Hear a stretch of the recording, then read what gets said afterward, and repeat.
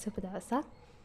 දහම් පාසල් අවසාන ශ්‍රේණියේ බුද්ධ චරිතය විෂයට අමතරව මම අද ඉඳන් ඔයාලට සිංහල භාෂාව විෂයෙන්ුත් වීඩියෝ කිහිපයක් අරගෙන එනවා. මොකද ඕනෑම තරංග විභාගයකට අනිවාර්යයෙන්ම සිංහල භාෂාවෙන් ප්‍රශ්න විශේෂයෙන් ව්‍යාකරණ ප්‍රශ්න ඇතුළත් වෙනවා. ඒක නිසා අද ඉඳන් සිංහල භාෂාවෙන්ුත් වීඩියෝ කිහිපයක් නරඹන්න. එහෙනම් අපි ඉස්සෙල්ලාම කතා කරමු උක්තානුක්ත පදයේ දෙන අවස්ථා ගැන. උක්ත යනු අවසාන ක්‍රියාවෙන් කියවෙන.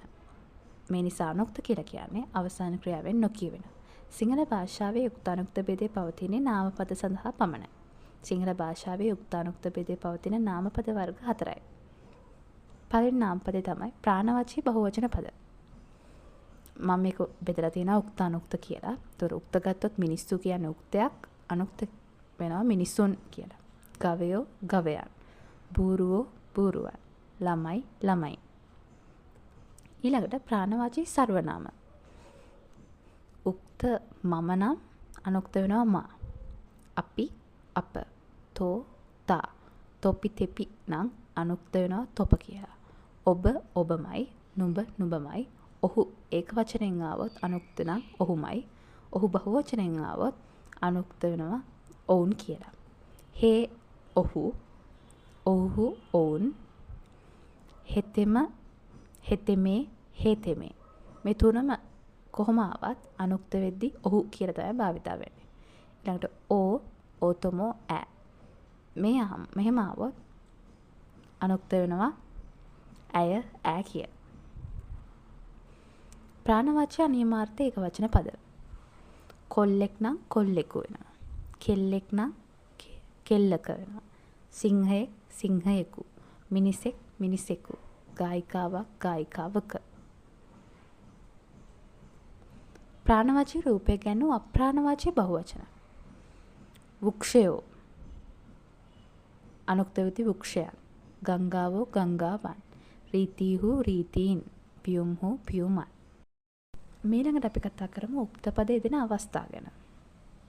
කර්තෘකාරක වාක්‍යවල අවසාන ක්‍රියාව කරන්නා හැවත් කර්තෘ උක්තයි. මම ගෙදර යමි. මේ වාක්‍යයේ මම තමයි කර්තෘ වෙන්නේ. ඒක උක්ත ස්වරූපයෙන් තමයි තියෙන්නේ. කෙල්ලෝ සෙල්ලම් කරති.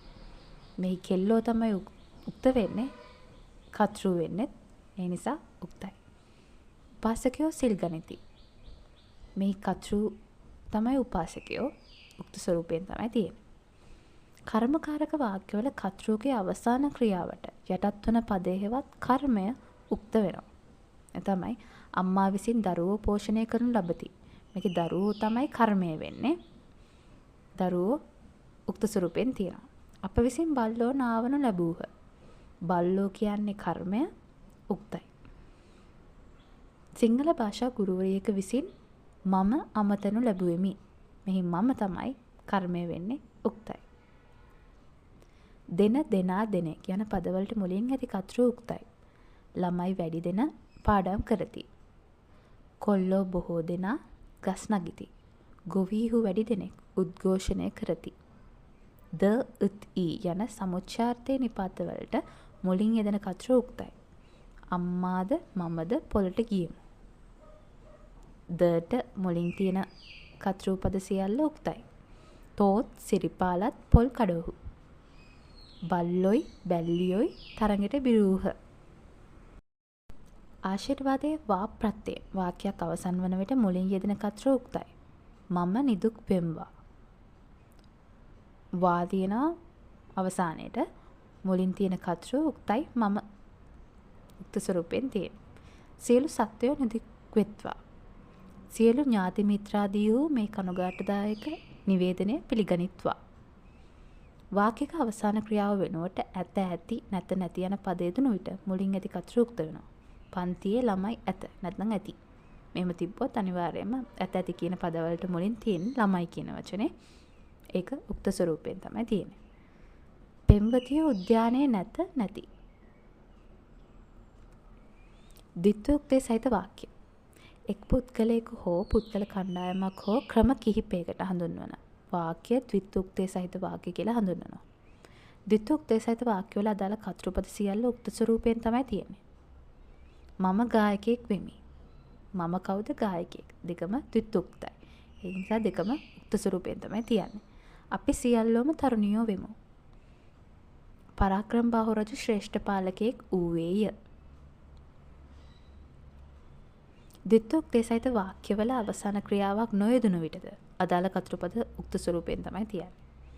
මම ගායකයෙක්. අවසාන ක්‍රියාවක් නැහැ. හැබැයි ද්විත්වුක්තයයි. ඒ නිසා උක්ත ස්වරූපයෙන් තමයි තියන්නේ. අපි සියල්ලෝම තරුණියෝ. පරාක්‍රමබාහු රජු ශ්‍රේෂ්ඨ පාලකයෙක්. ද්විත්වුක්තේ සහිත වාක්‍යයක අවසාන ක්‍රියාව වෙනුවට යයි ලුද යන නිපාත යෙදුණු විටද අදාළ කතෘපද සියල්ල උක්තයි. වැව් සෑදුවෝ සිංහලයෝය. ය කියන්නේ නිපාතයක්. ඒකට මුලින් තියෙන්නේ ද්විත්වුක්තේ සහිත වාක්‍ය දෙකක්. වැව් සෑදුවෝ සිංහලයෝය.